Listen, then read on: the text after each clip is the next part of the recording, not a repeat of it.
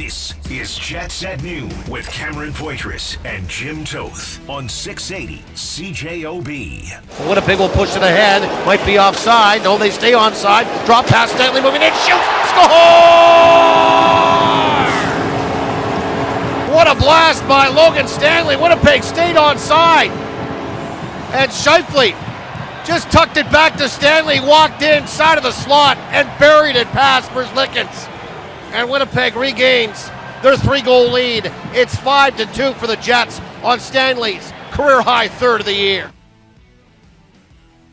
What song were you singing just recently, Jim? I heard you singing some song. It came to me last night. It's too late to apologize. It's too late. It is too late. And it's something like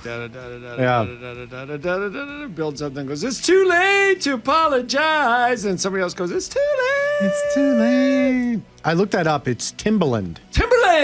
Yeah. And there's somebody else in there, isn't there? One Republic. And there's a third person that's not on the credits, but Jim his Toth. name is Logan Stanley. His name is Logan. He's writing his own. Actually, the song is dedicated to Logan Stanley and to Logan Stanley haters everywhere. He's writing his own It's Too Late to Apologize tour. Somebody somewhere get T-shirts. Jets at Noon is brought to you by Wash Method Car Wash, 690 St. Anne's Road. VIP take on the text line. I win a VIP car wash from our good friends at Wash Method, 204-780-6868. We'll announce the winner later in the program, which is coming at you live from the Boston Pizza Studio for gourmet pizza and pasta. Bring the team to Boston Pizza. 5-2 win for the Winnipeg Jets over the Columbus Blue Jackets. A game where, Columbus was able to tie it. There was a couple of defensive mistakes by the Winnipeg Jets, but it's one of those games, Jim, at least from my standpoint, I want to hear what you think. It was a foregone conclusion to me that the Winnipeg Jets were going to win that game last night. Yeah, and they should, right? Like, I don't want to, there's two things, Cam. I don't want to take anything away from the victory but they should beat a team that went to, I think, a shootout or overtime. Shootout against the night before at home, then boarded a plane and came here and got in at 2 a.m. Now, that's not unusual for teams. Yeah. What is unusual is the team sitting here is waiting for them. So they needed to come out and do this. But to me, Cam, I don't care who they were playing in the circumstances around it. This finally looked like the Jets. And is it ironic that they finally have what they thought their opening day roster would be back in the summer? And so Scott O'Neill was asked about that again last night in the post-game show. And I thought it was really impressive the way they got their game together. Now, they've got another one coming against a very tough Carolina team on Friday. There'll be some emotions around it with Ehlers, and then a divisional battle in Minnesota. If they can go the next 2 games of this homestand, and whether they win or not, but look like that, like get their game back, then I think you have some confidence. But through 19 games this season, this is what I thought the injuries were ominous for. And they did well enough. But look, when I said this, some people were like, oh, doom and gloom. And some people were texting us and going, stop with the fretting. They're still a good team. And I know they're a good team, but those were key injuries. And then Scott O'Neill brought it up again in the post-game show and the pregame. He went one-on-one with Paul Edmonds last night on 680 CJOB, and he just, I don't know if he mentioned treading water, but he goes, we held on, we hung around, we're waiting for Fleury to get healthy, but yeah, this is what we planned on it this summer, and we were, I forget the term, I'm paraphrasing, but he goes, we were holding court until we got healthy, and now they're healthy. And don't forget, O'Neill also mentioned that while they weren't healthy going into the season, then more injuries even came. So this is, he felt confident going into last night's game because they finally had their lineup together. Are you surprised that the first game, that at least the forward group, he said Fleury was injured, but the forward group, first game back was November 19th. Coming out of training camp, Jim, did you think that the gang would be together by this time of the year? Or would you think it would have been into December? I was worried about Lowry. I was worried that Lowry would go till the end of this month just because of the gravity of the hip. And by the way, I keep plugging this, but I get so much information out of our pre and our post-game shows. They're fantastic, and all Jets fans should even go back and listen to them because Edmonds also did a one-on-one with Lowry, and he was asking about the hip surgery, and he got into that and the recovery time of it. And he said he goes, I didn't know because there was a long period of time this offseason where I was immobile.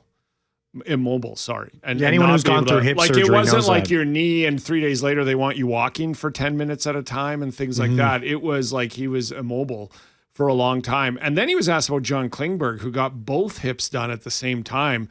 And Lowry literally said in the interview, like, oh, I don't know about if that's even possible. Like, like that's, but it is. And there's been other but the point of that surgery is different players do it different ways. Some do it 3 days later. And Lowry mentioned a player, I think he said that did it like a week apart or something. But so even he was unsure, right, of what was going on. So I thought maybe Lowry might go just to keep him perfectly healthy. But I'll tell you something last night's game as well, Cam. I mean, he is firing on all cylinders now. He's the best Adam Lowry that we've seen. That's the best version of Adam Lowry I've seen. Yes. I wonder because we've heard from him talk about this hip injury as well, and he gets the goal. He just was fantastic that first period, absolutely. But I wonder how much that hip has been bothering him. Like, has it been holding back Adam Lowry? Yeah, I don't know. A little bit, because he mentioned that it was like he was dealing with the pain of it. Right, going through it didn't just. This isn't something that just started in the playoffs last year. No, this has been something that has been progressively getting worse and worse, and he's been managing the pain for a bit. And finally, they decided it was time to break it down. So I wonder if this has sort of unleashed his true potential, if that makes any sense. Well, what it reminds me of over the years is seeing like Daniel Alfredson in the locker room and Sidney Crosby in the locker room and even Connor Bedard and how like they're disproportionate bodies. Their thighs, like Daniel Alfredson, I'm like, is he a Montador or whatever that thing is with like his legs were absolutely and thighs were massive compared to his upper body. And Crosby's built that way. And so, but it just, I think what I'm trying to say is it just goes to the emphasis that faceoffs and the toll it takes on your body and how centermen really work on their legs and their hips to make sure that they can, because it's a tough thing to do over and over that many times and everything. But anyway, so I thought he looked good and really fascinating interview in the pregame show. And then Arneal touching on the point of like, he wouldn't have set it up until this point. But he kind of was like saying, like, I didn't expect him to say it 2 weeks ago or a month ago, but he kind of was like saying, like, we've been treading water to this point and we got our lineup together.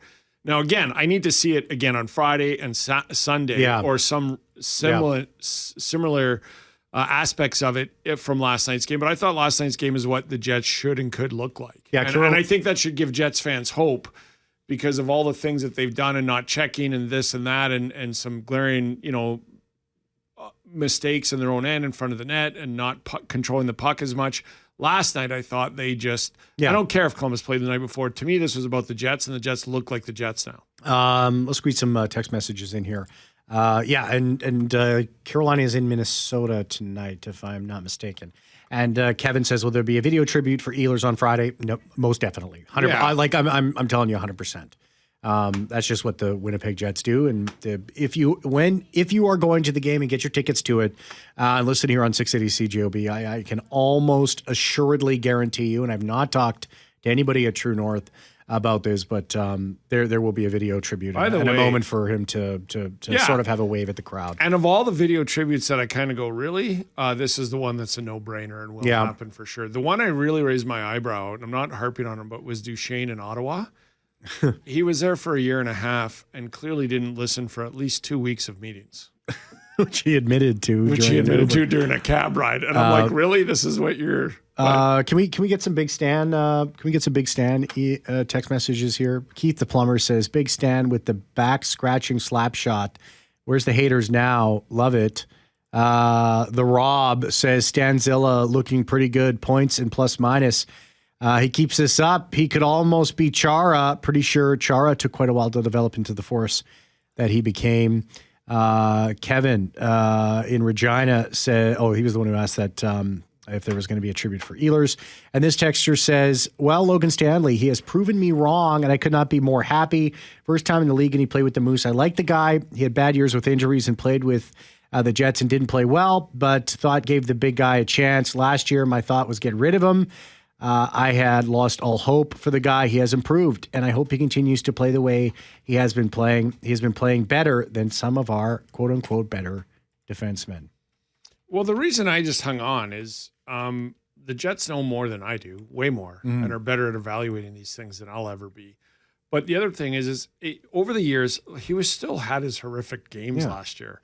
But they were fewer and fewer. But Jim, it's exactly... And if you see that building slowly and you have the time for a player... It's exactly what you were saying, though. Is he going to pass Dylan Sandberg and Josh Morrissey on the depth chart on the left side on the blue line? He's not. No. He's not going to. He's a 6th, 7th defenseman, and he's slotted in very, very well on that bottom pairing. And I don't expect him to be moving up the lineup. There's injuries. Yeah, he will advance and play with whoever he has to play with.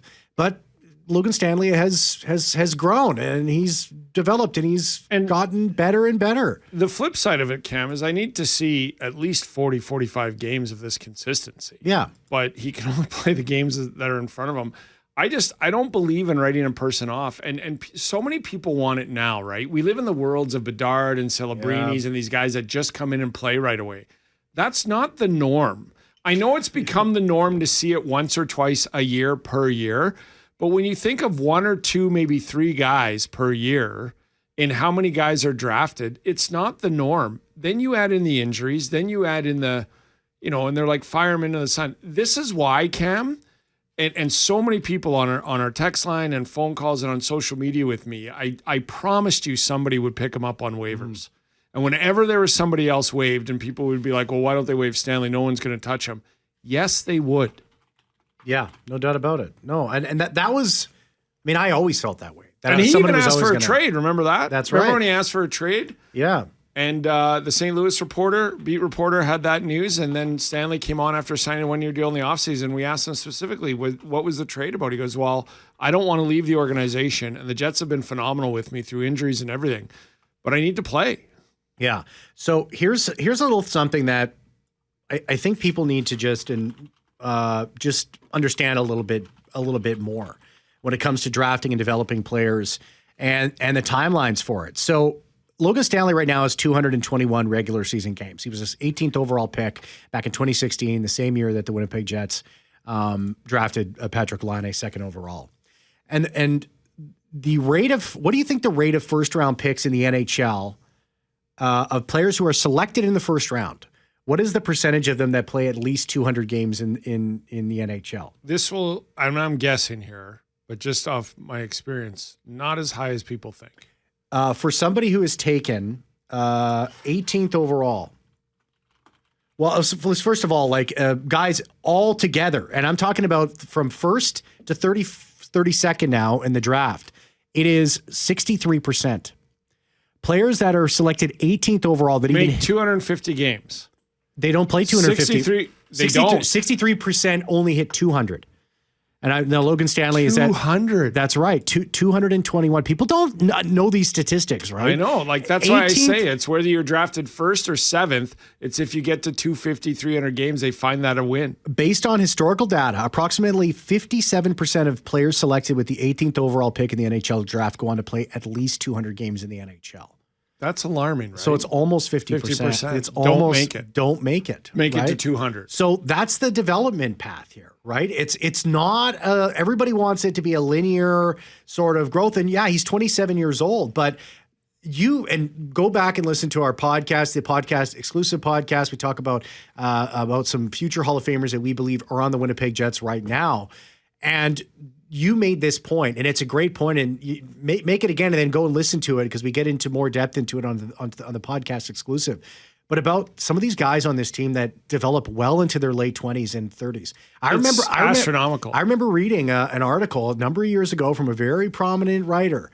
I won't say the publication, but you know who I'm talking about, who said development usually stymies and ends for the most part at 26. It levels off. And I don't know if this writer has been following the Winnipeg Jets. I think they have been.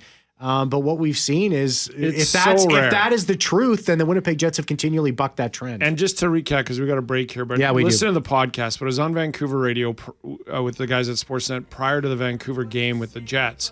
And they said, how much longer on this core? And I said, I don't know, because I've never seen a core that is hitting 30 or into their 30s that is literally getting better. Individually, players developing and getting better in their 30s. Call the Boston Pizza Jets at Noon hotline, open 24/7, 204-780-6800. Boston Pizza, coming for lunch every weekday to Boston Pizza. Get a delicious main side and ice cold drink for only $15, only at BP. We'll give away that $50 gift card to the number one caller on Friday. Let's take a break. Let's come back on the other side. Patrick Waugh lost his mind. Did you see that? Oh, I saw it. Oh, well, we talk about that. By the way, this is how Forte closes out a night on the dance floor at the PAL. solo. He doesn't invite anyone. He just gets up to this and turns up his hips. He's a master. He's a master. It makes the crowd want more. It makes the crowd want more. When we come back, Patrick Waugh lost his mind. We'll be right back. I didn't know either. So obviously it's pretty cool. Been here for a long time, so feel old some days, but obviously it's a tremendous honor. That was Mark Scheifele there. Kyle Connor said he didn't know. Later on, Scott O'Neill says, no, we know. Well, they do have somebody who tracks all this stuff. Do you think they talk to the players about this stuff beforehand? I don't know if they talk to the players, but like O'Neill said in the postgame, they all talk about it. They mention it. Like, so he would go in and say something to the effects of, it's Scheif's, franchise-setting night. Let's do some good things. Which I think is really good of an organization. Like, the last thing you want to do is 2 days later go, oh, by the way, you set the franchise record. We just looked this up for you. It's just normal maintenance, right? Yeah. But it is a ton of work. Jets at Noon is brought to you by Wash Method Car Wash, 690 St. Anne's Road. VIP take on the text line. It wins a VIP car wash from our good friends at Wash Method, 204-780-6868. We'll announce the winner later in the program, which is coming at you live from the Boston Pizza Studio for gourmet pizza and pasta, bringing the team to Boston Pizza. If you didn't know what we were talking about, Mark Scheifele hit 898 games with the Winnipeg Jets, passing Blake Wheeler for all-time games played with the Winnipeg Jets. No, I shouldn't say. Maybe it isn't a ton of work. Maybe there's a stats person sitting there going, it's actually quite easy. But I mean, like to keep track and to look it all up and to monitor it. But they do a very good job of in their game notes even saying like so and so is this many points away from this. And I want to hit a few beats here, Jim. So I want to talk about the Canadian teams in and out of playoff spots right now. I want to talk about the parity in the league.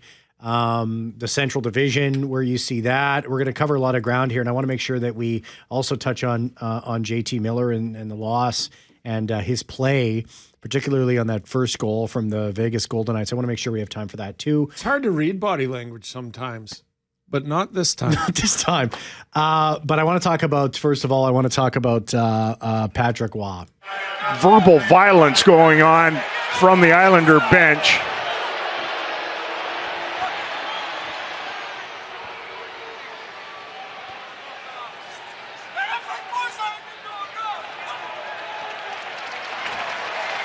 Patrick Waugh is maybe the most verbal and incensed and red. He's beat red. He might have even turned to purple. Razor on the call there. Verbal violence is a great term, by the way. That is. So there's so he was screaming in Quebecois. I wouldn't even class it. Well, it is French technically, but that is Quebecois as it comes. And so what he had said there apparently was amid expletives. What would you have done if that was your player?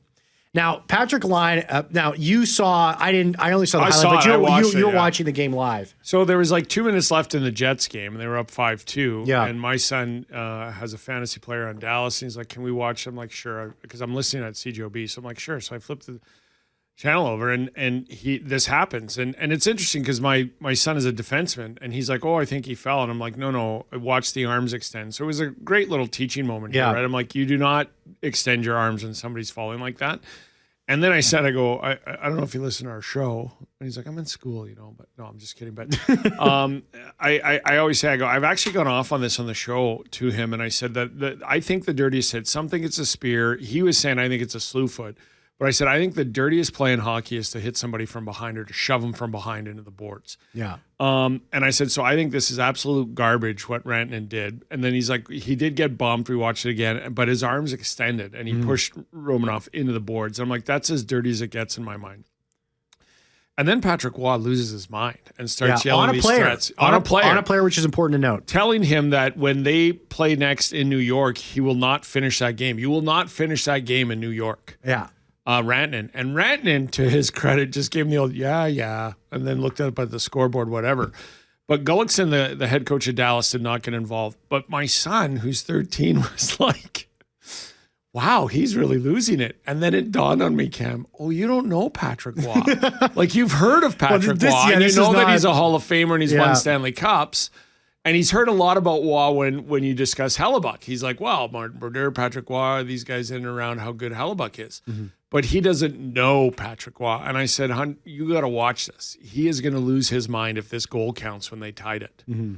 And he's like literally looking at me going, he's already lost his mind. And I'm like, I know, but that's the thing. Like that's nothing if this goal counts and they lose in overtime. Patrick Waugh will become unhinged. The other thing about it, though, that fascinated me for somebody who does know Patrick Waugh, of him and what he's all about and his temper, is that how everybody doesn't react anymore. Like, remember years ago when Boudreau was in Anaheim and they were shoving the glass and Boudreau said, well, let's go then and come on over here. And he lost his mind. That the reaction of everybody else was like kind of, well, that's Patrick. Okay, lose your mind, Patrick, whatever, you know. It wasn't as if somebody who doesn't normally do it did it. Then you would get other people incensed. Jamie Benn was leaning on the bench and just watching him, right? Yeah. Now, Jamie Benn looks dead inside at the best of times, even when he's happy, but he was just leaning on the bench staring at him, and so was the bench, and Gullickson never came down the bench to say anything that I saw. But Patrick was just, he looked like he was going to have a heart attack. He was so red. So this is something that's come up, and it even happened with Scott O'Neill last year. Was it against Boston? Yeah. That was going on, that there was a comment made towards players, and it's sort of an unwritten rule. You do not talk to the players. That if you're a coach, coaches do not talk to players. There's a famous line from Tortorella. He goes, I'm not in the battle. Yeah. He's not in the battle. Shut your yap. Yeah. Like, very famous, one of, Tort's many famous things, but... Which I would think there's some players in the league, like maybe Tom Wilson or whatever, would hear that and would skate by the Torts bench and say a few things to him. Yeah, that's right. To get him going. Yeah. But it is an unwritten rule, and I don't know. Like it's hard for me to judge because he has a temper, and it's hard for me to judge whether it's too over the line or too much, or if he needs help or whatever. But to threaten a player that you're not going to get out of a game, I would think the NHL is going to look at that. Yeah. And now the thing about Patrick Waugh is he will not care. If he gets fined or he can't coach for a game, he will use that as, this is how much I care about you guys, and I don't care, I'll sit out a game, blah, blah, blah, blah. But in reality, a coach cannot be threatening a player that he's not going to finish a game next time. Yeah. And look, who's going to be in New York for that game, whenever it is? Gary Bettman. And George Parros will be sitting at that game just because of this threat. I would assume. JT Miller, first goal. Braden Bowman scores his second goal of his career on the power play. 140. Was it that goal that we're the one with JT Miller? He lost a puck battle. And when I say battle, the puck got away from him and he... How do you describe that? His battle effort was zero. Exactly. It was at Jet Sets Noon's passion for selfies, which is at 1%. So his effort to get the puck back was at 1%. Now it wasn't as bad, and I think if Pierre-Luc Dubois' sort of final shift in Columbus. That's exactly what it was if you're trying to harken back to something, if you have not seen JT Miller, it was not as bad as Dubois' last shift, but it sure seemed like that, at least to me. What do you think about this? The captain, the guy wearing the C? Well, look, I can understand his body language if he was battling and Marner lost the battle and went to center ice and they scored, then seeing that body language. I don't know. Like, is he injured? Like this? So this is what the thing is. I always give the benefit of the doubt.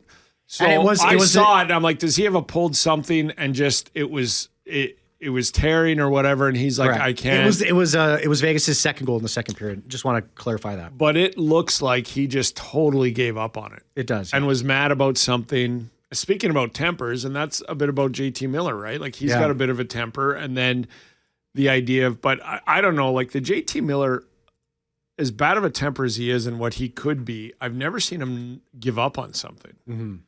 And that looked horrific, especially as the captain. It might come out, and they'll never say this, but he might have pulled something. Maybe he pulled something, or maybe he's been nursing something and he aggravated it, and he's like, I can't. And maybe that's why he turned the puck over. It's like, there's... Yeah. And he just didn't make that effort. I would like to know that, but I would also think that he's not going to tell us that's what it was or make an excuse for it. But I'd like to hear what he had to say about it because it's an awful look, especially as a captain. Yeah, without a doubt. The only other Canadian team right now in a playoff spot, Jim, is the Montreal Canadiens, who are third right now in the Atlantic. The Winnipeg Jets are third in the Central. Ottawa is in the third wildcard spot, just outside. Toronto is second last in the East right now, the Leafs. They were able to win a game in overtime. Edmonton is in the fifth wildcard spot in the West. Vancouver's in seventh, and then Calgary's dead last in the entire NHL. What do you make of all these Canadian teams currently right now out of the playoffs? Well, I hope my Flames get Gavin McKenna, is what I hope. That'll be the first for them, yeah. I just think it's the parity. So here, we did this last week. Let's do it again. Yeah. Flames dead last 5-13. Nashville's 6-10-4. Yeah. St. Louis is 6-9-5. Now here's where it gets tight. This is the seventh place team in the West. Mm-hmm. Canucks are 9-10-2. Sharks are 9-8-3. Edmonton is 9-8-4. Minnesota is 9-7-4. And Utah is 10-7-3. And none of those teams are in the playoffs right now. Yeah. Then you have a 9-5-5 team and a 10-5-4 team in the playoffs, which is Seattle and Chicago. And if you're looking at the third place teams in each division, Pacific and Central, it's the Jets and the Kings. They both have 24 points. So do the Blackhawks in the first wild card. Seattle has one less at 23. And then the non-playoff teams. So keep in mind, Jets are third in their division. LA is third in their division, and they have 24 points each. The teams not in the playoffs right now have 23, 22, 22, 21, 20 points. There's been no room for 500. Within hockey. 5 points of third in your division and seventh in the. There's so much parity. See, the thing is with it's just if the Jets would have been able to pull some of those games, some of those losses in overtime, it would have been able to keep them up. It would have made such a huge difference. And here's the thing, Jim, and this is why I think you're not going to see the Habs in the playoffs for very much longer. Or in a playoff spot. They have 10 wins and they have 5 regulation wins. So they've won half of their games they've won in overtime. So they're not winning games. They're keeping games tight, which is good on them, but they're not finding ways to win games in the opening 60 minutes. The same issue, Jim, is the Edmonton Oilers. Yeah. They have 9 wins over their first 21 games played. They have 9 wins, and 4 of them have been in regulation. Yeah, they've been finding ways to win games in overtime. But that always is a big tell to me about a team. Now, I still believe the Edmonton Oilers are going to be a team that's in the playoffs at the end of this. But to me, and I think that's in heavily questioned. Yeah, and I don't know if they make the playoffs. But when I see that they've only won so far 21 games into this season, they've only won 4 games in regulation. That tells me that there is some serious issues on that team right now. There is serious issues. Their depth, their defending, and everybody's knocking the goaltending, and rightfully so. The goaltending has been average at best, as Stan Bowman has said. But the way this team defends is bad. Yeah. Is bad. Mm-hmm. And look, Hyman has been back for 2 games now. That's going to help. They need to move, but Nugent Hopkins is injured now. They need Hyman in that lineup and Nugent Hopkins and split up that top 6. And then hopefully the third line can get, but they don't have depth scoring. They do not have depth defensemen. And it's really, the way they defend is really hurting them. Yeah. There's only 3 teams in the league right now. Much like the Jets when they lost in California, it was their defending, right? Yeah, there's only 3 teams right now in the NHL that have double-digit regulation wins. Do you know what those teams are?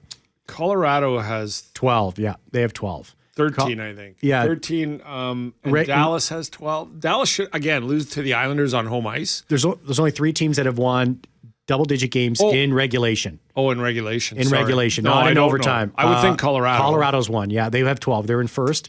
The other 2 are tied, the Pittsburgh Penguins and the Winnipeg Jets. In regulation. In regulation. Yeah. They have those 3 teams are the only teams right now in double-digit wins in regulation. Well, which I think is a bit, because of how tight things have been, I think that's a bigger indicator of teams that are going to have success. Maybe this Pittsburgh Penguins are going to surprise everybody. I'm not sure. But this is a season that's shaping up to me, Cam. Remember, it was 2 or 3 years ago, Dallas made the playoffs by going to overtime 13 times. Yeah. And they made the playoffs by, I think, 6 points, and it was 13 points of the playoffs or in the overtime. And I think that's what what Edmonton has done well has gone to overtime. Well, yeah. Because there's been a lot of games they've been out of it, and they come back, and they... The Habs have done well going to overtime and winning games. They've been in overtime a ton. And then they put Cole Caulfield out, who's deadly in overtime. He already leads... In all the history of the Montreal Canadiens, he leads that team's franchise in overtime goals, which is... They should be insane. Yeah, they need to give him one. Miss your chance, get your thoughts on the show today. Call the Boston Pizza Jets and Noon hotline, open 24/7, 204-780-6800. Boston Pizza coming for lunch every weekday to Boston Pizza. Get a delicious main side and ice cold drink for only $15 only at BP. Let's talk about the Leafs too.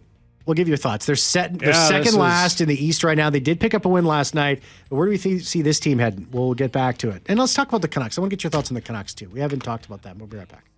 At noon with Cameron Poitras and Jim Toth on 680 CJOB. Our VIP texter comes from Corey, who says, you guys make fun of Evan Bouchard. Dylan looks like a beer league D-man. Like Dylan DeMello or Sandberg? I don't know which Dylan you're talking about, Corey. I think 1 or 2 games this year he has. Other than that. And then Corey says, LOL, the Jets have 2 more points than the Oilers. Easy, boys. The Jets might not make it either. By the way, beer league defensemen are usually pretty good. So, obviously, Corey missed my point where the Winnipeg Jets have 10 regulation wins and the Oilers have 4 regulation wins. Corey, if you're not concerned at all about a team that has Stanley Cup aspirations, over 21 games, has only won 4 games in 60 minutes. I don't think that they play 3-on-3 or they go to overtime in the playoffs, Corey. I'm not sure if you're aware of that, but four regulation wins in 19 games is horrific. 21. It's worse. It's 21 games. Yeah. So and Evan Bouchard, you got this. Look, I like Evan Bouchard. I want him to round out his defensive game because I really like his offensive prowess. But he's been terrible this year, and I'm not making fun of him. That's just a fact. But Justin Bourne, who is a good friend of ours and works at Sportsnet and has come on the show, put this out the other day. All right, I'm ready to do it. Evan Bouchard should be on Canada's Olympic team. Big game talent with undeniable set of tools. Yes, he does some whoopsies sometimes, but he's been great in big spots in his career. Power play 2, 5-on-5, chasing a game. There's spots you'd love to have him in. Chris Pronger replied to Bourne. The Chris Pronger. I'm sorry at JT Bourne, but what Oilers team have you been watching this year? We clearly are seeing the game differently. If anything, I feel he has taken a step back, which is how I feel. Mm-hmm. I feel the same way. Money aside, he has been even less engaged in the D zone, which hurts his transition game. Bourne replied to Chris Pronger, haha, he had a bad start, but they're all slow out of the gate there, and he's been himself lately. We know exactly what he is as a player at this point. All he does is drive the play to the other end. Even after watching these Leafs prongs, that sounds pretty darn desirable. Chris Pronger replied, again, I disagree. I was in Edmonton last Monday, and he got benched for the first half of the first period. He was not interested in the D zone. He has negatives and positives just like we all do, but his poor defensive zone play will always keep him off the best on best teams. Just saying. Chris Pronger. And real quick, thoughts on the Leafs and the Canucks? Well, I think they're much like Edmonton. Well, the Canucks are different. The Canucks are in this middle area where I don't know what they're doing or where they're going. Yeah. The Leafs are like the Oilers. They've got to make some changes or start rebuilding. Thank you very much, Jeffrey Jeffrey Forte. I know rebuild is a dirty word, so I would start making some changes. Thank you very much, Jeffrey Forte, producing the show. That's it for me. I'll be back same time tomorrow. See ya.